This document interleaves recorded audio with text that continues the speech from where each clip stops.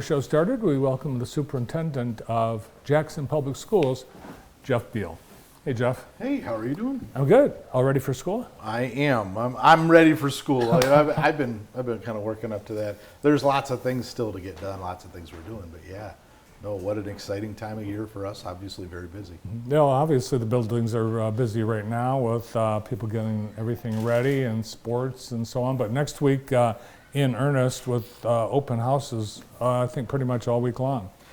We start with open houses on Monday. Monday open houses for Cascades, Montessori, and I think both Parkside and Jackson High. Oh, there they are on the screen, so that's even better. Yeah, Parkside, Jackson High, 4th Street Learning Center, and Pathways all have open houses on Monday. And then on Tuesday, you have Dibble, John R. Lewis, Sharp Park, and Northeast. Lots of really good opportunity. Get your bus schedule, work with your food service for your meals, meet your teacher.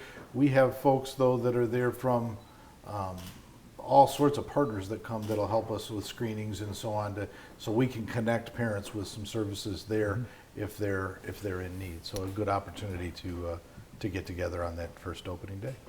Nice. This summer, the governor said she wants free food service for all kids in school, and that happens starting this fall. Well, all right, so here you go. So yes, but it's important, and I need to stress this. So we have an eligibility form for free and reduced lunch, and you're going, yeah, but the governor said we'll give it all away for covered by the state. And we've actually been participating in a federal program to do this for a number of years now. But here's the catch, right? That free and reduced lunch survey that we have parents fill out, that dictates how much at-risk funding we receive from the state of Michigan. So to say, well, everybody gets lunch doesn't mean that we don't need those forms. In fact, it's more vital than ever that we get those forms. Okay. A number of years ago, like 2015, when we first started the program, we didn't collect enough of those forms, and we got a hit somewhere around $400,000 reduction in the at-risk money we were allocated from the state, and all of a sudden, we have to make mid-year cuts and mid-year adjustments to try to make up those dollars, and that's nearly impossible to do if you're trying to recoup $400,000 in January. But so when we do this, and we've been doing this for a long time, where every student qualifies. The biggest key for us is that our parents and families, whether you qualify or not, it's important to fill out that form and work with us. All right, free lunch, but please, everyone needs to fill out. It's multiple departments use that form to inform the revenue for our district. What's this? Meet the Vikings open house, and this is I think for everyone, right? Now, so there's a couple of different programs. So we've done kindergarten camp or a back to school kind of kindergarten, pre-kindergarten for kids for a number of years now. And so at all of our elementary schools, our kindergartners are coming in a few days early. They get to, go through the process, go through the lunch line, play in the gym, meet their teacher, do some lessons, really help acclimate them to what it's like to be at school, so that their first days of school, when mom and dad drop them off, or they have to ride a bus, and all of a sudden they're looking around, what do I do? This really helps to put them at ease. And we do something similar to that. We started something similar with a step-up program for our 6th graders. We had about 125 6th graders show up for that Step Forward program. That's about half of the class that showed up. And it's a great opportunity. You get your schedule, you walk through the building, and Parkside's a good-sized building, right? So we want folks to be able to see where they're going. How do you find your classroom? How do you make it to the science wing? Most importantly, where's the cafeteria? Where's the restrooms? Where's the band room? Those types of things. It's a good, for lots of these kids, this is the first time they've come together in the same place, and our staff likes to cheese it up with the kids. Without a doubt, we simply have a lot of fun. So yeah, we did that. And then we're doing today, actually, it was this morning, was a Viking Voyage. And so 9th graders, that incoming freshman class, who all of a sudden is coming to Jackson High for the first time. A great opportunity for them. So you get your counselors, our JCEC folks from Jackson College are out there, and staff, and so you end up with all of those services and supports, almost like a pep assembly, but really Again, how do I introduce you? How do I make you familiar with the building? How do you get from the third floor to the first floor? And again, all of those steps in between. What clubs can you be involved in? What student organizations can you be involved with? Where are those opportunities for you to participate in Jackson High School? And so what we're doing is kind of going a step further. Those are those pieces that we want to make sure everybody feels comfortable, that everybody is set up for success before they ever walk in the door. So. All right, and the kindergartners got that set up for success at the camp. We've got some pictures. There's 6 school buildings with kindergarten, and parents, they choose where they want to go, and I think it's a tough choice because all the buildings, man, they look beautiful. Well, and we had it everywhere except Hunt, because of course Hunt's got kindergartners in school already. That's true. So Hunt started school, here, and she is Mary Jo Raskowski. She has got a beautiful program going. Well, there you go. Look at them up on the screen. There's MJ and some of her team. She is already surpassing her enrollment numbers from last year.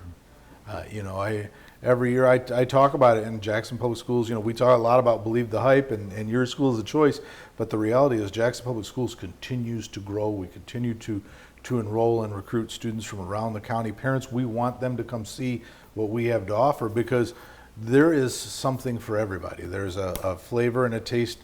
Think of it, the old, Ben and Jerry's 31 flavor kind of thing.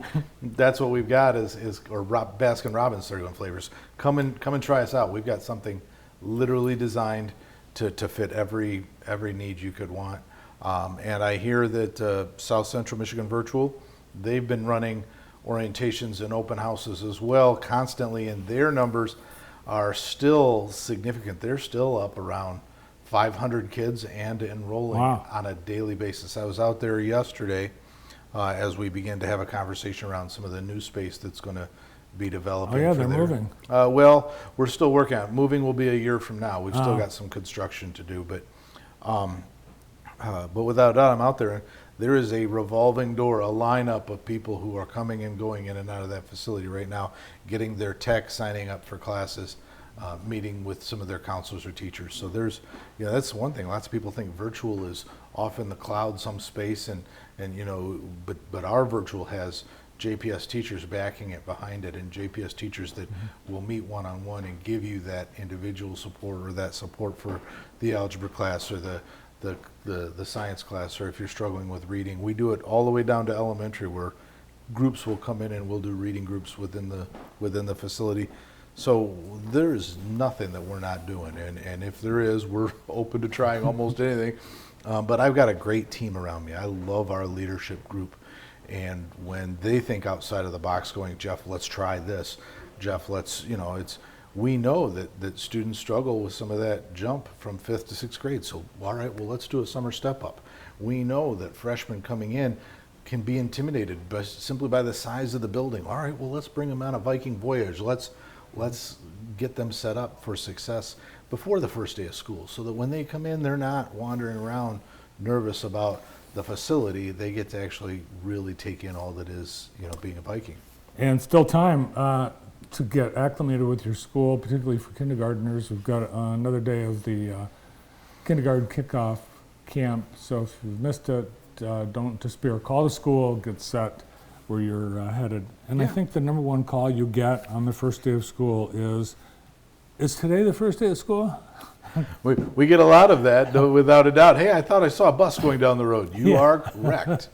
And it's important to show up to those open houses. We'll help folks with transportation. Certainly we can meet your transportation needs and help you find a bus to find your way to school. So. All right, well, we got to talk about Sharp Park Academy because that has been just a beehive of activity all summer.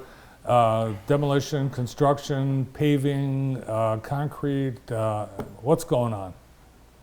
What isn't going on? I have spent every day there, it feels like, and Sunday they were out working. They were out working most of the weekend, but Sunday we had our teachers come in to get ready for kindergarten camp at Sharp Park, and we were literally cleaning and chasing out the rooms, getting them ready before the kids could show up on Monday, and that was Sunday. Obviously, they've got paving done. There's still construction. It is a construction site. There's still going to be, I'm going to say this, debris. There's still going to be some inconvenience. We get better because of it. And this is a short-term challenge that will become a long-term solution for Jackson Public Schools. They tore down 4 classrooms, the oldest 4 classrooms on the west end of the building.